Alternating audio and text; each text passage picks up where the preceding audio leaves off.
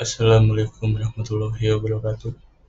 Kami dari kelompok 10 ujian komprehensif akan mempresentasikan case 1 tentang ekskavator. Saya Muhammad Rifki Fadlur Rahman bersama teman saya Arif Fadilah dan Muhammad Maulana Fah. Hidrolik telah digunakan dalam berbagai aplikasi industri karena kemampuannya untuk mentransmisikan tenaga besar melalui fluida yang bertekanan.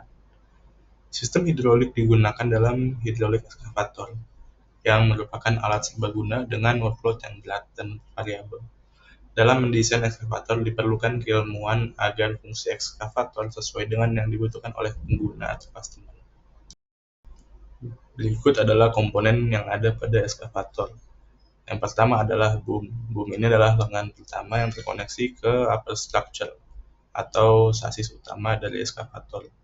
Ini menghubungkan upper structure dengan arm.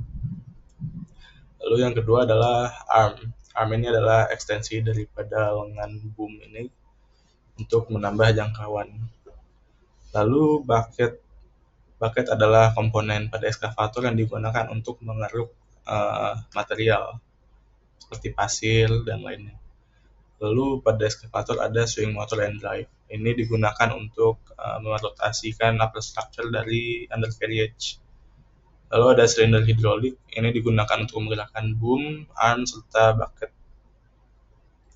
Lalu ada track atau undercarriage. Di sini adalah tempat untuk track dan roller. Ini adalah bagian yang berperan untuk bergerak dalam ekskavator. Lalu adalah kabin, di mana ini adalah tempat untuk operator untuk mengendalikan ekskavator.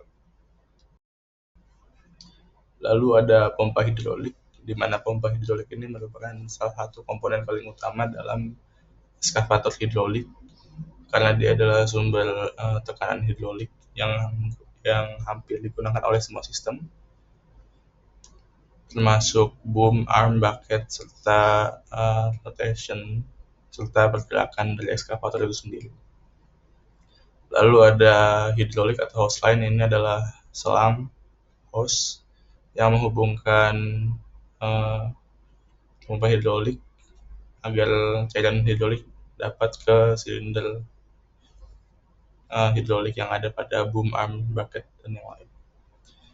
Lalu ada control valve. Control valve berfungsi untuk mengatur tekanan hidrolik, untuk mengatur bagian mana yang ingin digerakkan seperti boom, arm, dan bucket. Lalu ada counterweight yang diletakkan di bagian belakang ekskavator. Ini fungsinya pada saat ekskavator dalam posisi jangkauan maksimal, ketika bucket terisi, ekskavator ini tidak akan jatuh ke arah beban yang diangkat. Lalu ada mesin diesel. Mesin ini digunakan untuk utamanya menggerakkan pompa hidrolik ini, serta untuk beberapa elemen elektrikal. Lalu ada gearbox atau final drive. Ini adalah bagian yang mengkoneksi dari pompa hidrolik, tapi ini ke arah tracks undercarriage supaya ekskavator dapat bergerak. Hidrolik sendiri adalah gaya yang menggunakan tekanan cairan, biasanya minyak atau oli hidrolik, untuk menghasilkan tenaga ataupun gerakan. Sistem hidrolik ini bekerja berdasarkan prinsip Pascal. Sistem hidrolik ini menggerakkan berbagai komponen utama seperti boom, arm, bucket, dan pergerakan roda atau track ekskavator, serta memberikan gaya rotasi untuk upper structure. Keuntungan dari penggunaan hidrolik sendiri yang pertama ialah ia bertenaga besar, lalu kontrol yang lebih halus dan presisi, lalu dia lebih efisien dari sistem mekanis konvensional seperti gear set. Gaya-gaya utama yang terjadi pada ekskavator di antara lain adalah compression, terjadi pada bucket ketika sedang menekan material. Lalu tensile atau gaya tarik, ini terjadi ketika ekskavator sedang menggerakkan beban dari bucket ke lebih dekat pada ekskavator. Lalu ada bending, ini terjadi di mana ketika ekskavator sedang memindahkan material yang berat dalam posisi boom dan arm yang extended. Lalu friction atau gaya gesek ini terjadi utamanya di bucket ketika sedang mengambil. Untuk spesifikasi desain dari case tunnel ini adalah kapasitas bucket sebesar 1 meter kubik, bobot maksimal eskavator sebesar 10 ton, lalu jangkauan maksimal eskavator yaitu sejauh 30 meter. Pemilihan material yang digunakan disesuaikan dengan kebutuhan desain. Pada case ini, eskavator berukuran sedang dengan bobot maksimal 10 ton dan jangkauan 30 meter dengan volume bucket 1 meter kubik. Berdasarkan spesifikasi yang diberikan, komponen-komponen utama eskavator mungkin dibuat dari beberapa material berikut. Di antaranya adalah baja 4140, baja STMA 572, baja Hardox 450 atau 500 yang lebih tahan aus, baja karbon struktural, dan baja tempered alloy serta baja mangan. Ya, jadi di sini ada desain ekskavatornya dengan jangkauan 30 meter. Nah, untuk part-partsnya itu ada bucket, lalu dilanjutkan oleh bucket link, lalu ada hidrolik yang menopang bucket dan bucket link, lalu ada arm ini ditopang oleh hidrolik yang menopang arm, lalu ada boom, dan lalu ada hidrolik yang menopang boom oleh ekskavator. Perhitungan gaya dan penentuan kapasitas hidrolik silinder D. Seperti terlihat pada slide, kami mendesain kapasitas dari berat bucket linknya itu seberat 200 kilo dan berat bucketnya sendiri 600 kilo. Maka dapat kita hitung terlebih dahulu berat bucket tersebut, yaitu W total, W bucket ditambah dengan W material. 600 dikali 9,81, W materialnya dianggap 10.000 dikali 9,81, maka didapatkan 103.986 Newton. Kemudian kita menghitung sigma gaya yang terjadi di titik H. Sigma FY sama dengan 0, berarti di titik HY tambah di titik I dengan dikurangi W total, maka didapatkan nilai 103.986 Newton. Kemudian kita hitung sigma momen yang gaya terhadap di titik H, didapatkan nilai sebesar 46.840,5 Newton. Maka untuk mendapatkan beban terjadi yang di titik IY, IY sama dengan HY tambah IY sama dengan 103.986 Newton yang didapatkan dari sigma gaya di FY, maka IY sama dengan 103.986 dikurang nilai dari HY tersebut, dapatkan nilai IY sebesar 57.145,4 Newton. Kemudian untuk mencari besarnya gaya hidrolik pada titik D untuk dapat menggerakkan bucket digunakan persamaan yang sama, yaitu F sama dengan MA. Maka sigma F sama dengan M kali AT. Lalu kita cari AT-nya sendiri dengan persamaan berikut, yaitu IY sin 45 ditambah W total dikali sudut sin 45 sama dengan MAT. Maka didapatkan nilai AT 10,74 meter per sekon kuadrat.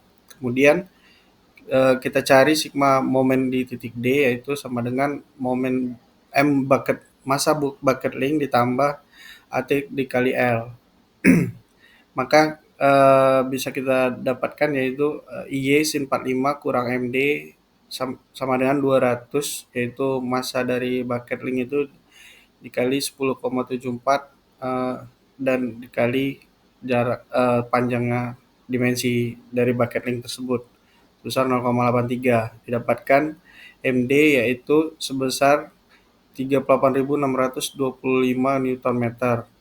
Kemudian setelah mendapatkan MD, kita bisa mencari gaya yang terjadi pada hidrolik D-nya, yaitu MD sama dengan F hidrolik D dikali L, atau dijadikan menjadi gaya di hidrolik D sama dengan MD per L. Kita masukkan nilai MD tadi, kemudian kita masukkan dimensi dari bucket linknya itu dikali cos 45, didapatkan hasil 65.912,6 Newton.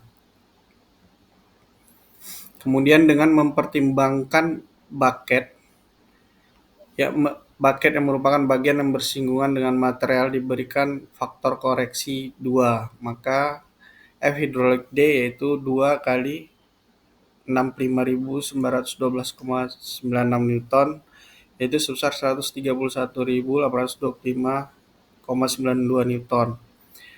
Working pressure dengan hydraulic cylinder bore kita ambil 4 inci, kita cari berapa pressure-nya, yaitu P sama dengan F per A. Karena luas permukaannya kita masukkan 1/4 pi 4 dikali 0,0254 kuadrat, karena bor ini merupakan silinder, maka didapatkan pressure sebesar 16,26 MPa atau 2358,5 PSI. Maka kita pilih hidrolik silinder 4 inci untuk dapat menggerakkan bucket tersebut. Didapatkan kalau kita searching di website, terdapat hidrolik bor diameter 4 inci dengan stroke 16 inci dengan kemampuan PSI 2500, merek Maxim. Setelah kita mendapatkan gaya yang terjadi pada hidrolik D untuk menggerakkan bucket, maka kita lanjutkan untuk menentukan kapasitas hidrolik silinder di titik B, yaitu di posisi armnya. Seperti terlihat pada slide berikut gambar armnya sendiri dengan dimensi dan bobotnya. Maka kita hitung gaya yang terjadi, yaitu sigma Fx sama dengan 0, yaitu W total dari berat armnya dikali sin 45 dikurangi W total 2 dikali sin 45 ditambah Gx dan Ex. Maka didapatkan titik Gx dan Ex yang terjadi di titik gaya tersebut sebesar 9.433,9,3 Newton.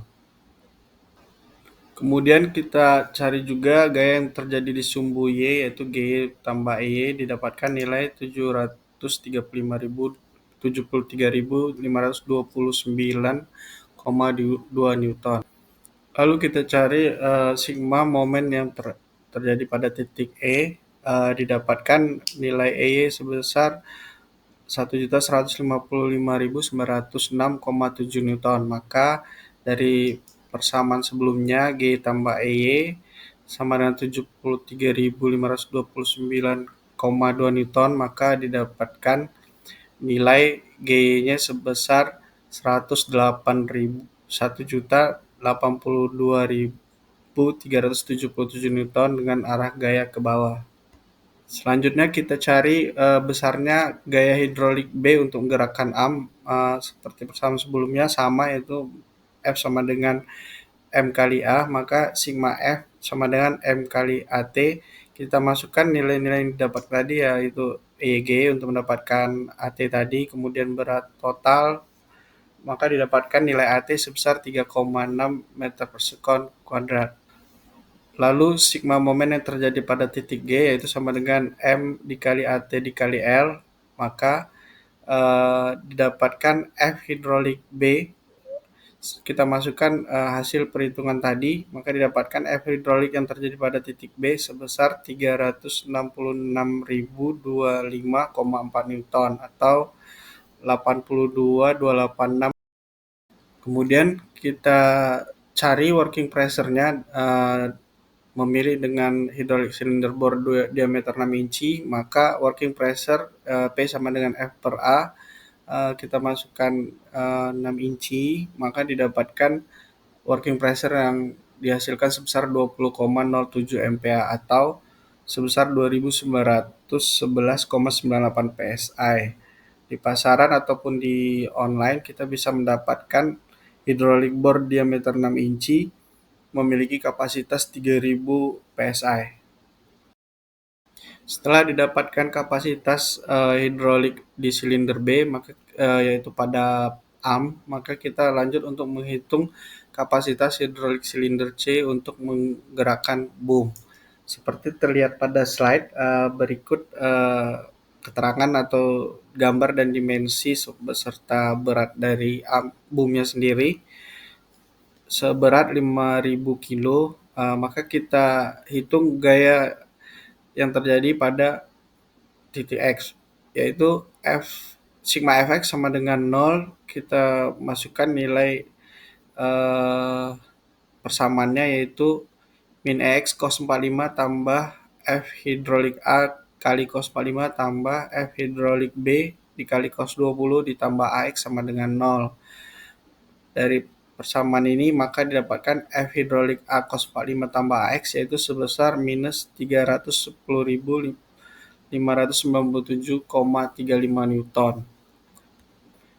Lalu sigma Fy sama dengan 0, kita masukkan persamaan seperti tadi dengan merubah arah sumbunya, didapatkan maka F hidrolik C sin 20 tambah AY sama dengan sebesar minus 158.096,47 Newton.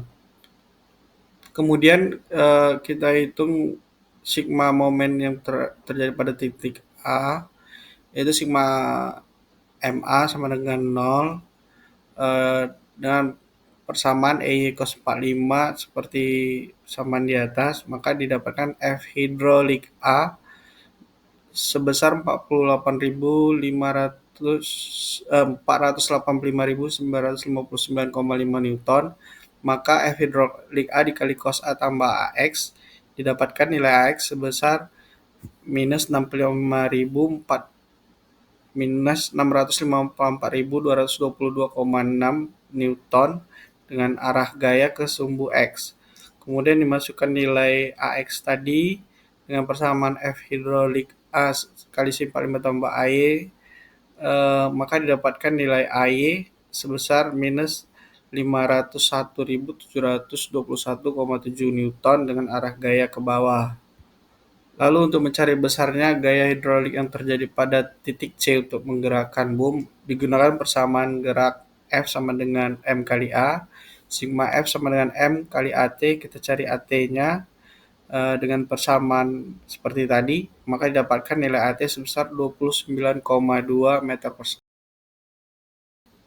Kemudian kita lanjutkan mencari momen sigma M sama dengan M kali AT kali L, maka didapatkan gaya yang terjadi pada hidrolik A sebesar 5.965.024,6,3 Newton atau sebesar 1.341.040,72 lbf. Karena untuk menggerakkan bom ini digunakan dua hidrolik kiri dan kanannya pada bom, sehingga setiap hidrolik pada bom mempunyai gaya dorong sebesar tinggal kita bagi dua sebesar 2.982.623,15 Newton atau 670.522,3 lbf. Kemudian kita cari working pressure yang terjadi pada hidrolik silinder. Untuk hidrolik silinder bore-nya kita pilih diameter 10 inci, kemudian kita cari P sama dengan F per A, dimasukkan tadi nilai F hidrolik yang terjadi pada hidrolik di boom A, dimasukkan nilainya didapatkan 59 MPa atau sebesar 8.600 PSI. Maka kita pilih hidrolik silinder 10 inci untuk menggerakkan boom. Di pasaran ataupun di website hidrolik bore diameter 10 inci merupakan pesanan custom. Kita coba cari dengan spek di website dapat custom dengan pemesanan seperti terlihat pada slide, dengan kapasitas working pressure di maksimal 37,5 MPa, dengan diameter 10 inci. Kita bisa memesan secara custom untuk mendapatkan pressure yang diinginkan untuk menggerakkan. Ya, lalu di sini ada simulasi FEM menggunakan von Mises. Untuk von Mises pada boom excavator ini mengalami tegangan maksimum sebesar 375 megapascal. Nilainya ini jauh dari batas yield material, yaitu sebesar 1250 megapascal. Nah, untuk materialnya sendiri itu menggunakan Hardox 450 dan beban yang diterima adalah sebesar 153.770 Newton. Nah, bebannya itu adalah arm dan bucket beserta loadnya. Lalu di sini ada simulasi menggunakan von Mises pada arm excavator. Nah, tegangan yang terjadi itu sebesar 30,23 megapascal. Nah, ini masih tetap di bawah batas yield yang tertera pada material. Untuk materialnya sendiri masih tetap sama, yaitu Hardox 450. Nah, beban yang diterima itu ada beban bucket dan beban loadnya. Lalu simulasi von Mises pada bucket excavator mengalami tegangan maksimum yaitu sebesar 13,27 megapascal dan masih saja nilai ini di bawah batas yield material sebesar 1250 megapascal. Untuk beban yang diterima ini adalah beban load pada bucket yaitu sebesar 10 ton atau bisa disebut 98.100 Newton. Untuk materialnya masih sama yaitu Hardox 405. Berikut adalah referensi yang kami gunakan. Terima kasih atas perhatiannya. Wassalamualaikum warahmatullahi wabarakatuh.